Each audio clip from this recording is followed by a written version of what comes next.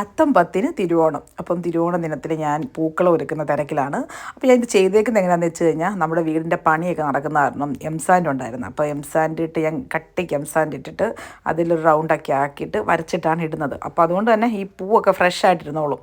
Evening ആയാലും വാടിപ്പോകത്തില്ല, അത് നനഞ്ഞ മണ്ണാണ്. അപ്പം അങ്ങനെ അതിൻ്റെ ഇടയിലില്ല, എൻ്റെ ഹസ്ബൻഡ് ബുള്ളറ്റ് ഇട്ടിട്ട് ബുള്ളറ്റ് കൊണ്ട് കഴുകുന്നുണ്ട്. ഞാൻ പറഞ്ഞായിരുന്നു മാറ്റി വെക്കാനായിട്ട്. പിന്നെ അത്തപ്പൂക്കളത്തിൻ്റെ കഥ പറഞ്ഞു കഴിഞ്ഞാൽ, പൂ മേടിക്കാൻ പോകുന്ന ഒരു വലിയ ഇതായിരുന്നു. മീൻസ് ഞാൻ ഓർത്തില്ല പൂവിനൊക്കെ ഇത്രയും വില ആയിരിക്കുമെന്ന്. നല്ല റേറ്റായിരുന്നു പൂവിനൊക്കെ. എനിക്കൊന്നും ജമന്തിക്കും ഓറഞ്ചും യെല്ലോ അതിനാണ് കുറച്ച് വിലക്കുറവ്. ബാക്കി എല്ലാത്തിനും നല്ല വില. ഞാൻ ഇവിടെങ്ങാനും കുറച്ച് ഇനി അടുത്ത ഓണത്തിന് എനിക്ക് കുറച്ച് പൂവൊക്കെ മീൻസ് നേരത്തെ നമ്മൾ അതിന് വേണ്ടി പ്രിപ്പയർ ചെയ്യണം. സ്വന്തമായിട്ട് വളർത്തിയിട്ട് അതിൽ നിന്ന് പൂവെടുത്തിട്ട് അത്തപ്പൂ ഇടാൻ നോക്കണം.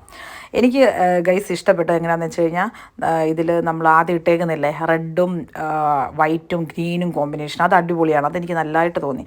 അത് കഴിഞ്ഞ് ഓറഞ്ചും യെല്ലോയും ഓക്കെയാണ്. അത് കഴിഞ്ഞ് വാടാമല്ലി കഴിഞ്ഞ് കുറച്ചും കൂടി വന്നപ്പം വേറെ കുറേ കളറാക്കിയിരുന്നെങ്കിൽ കുറച്ച് ബെറ്റർ ആയേനേന്ന് തോന്നി. പിന്നെ ആ പൂവിൻ്റെ ഒരു അവൈലബിലിറ്റി അനുസരിച്ചാണ് ചെയ്തത്.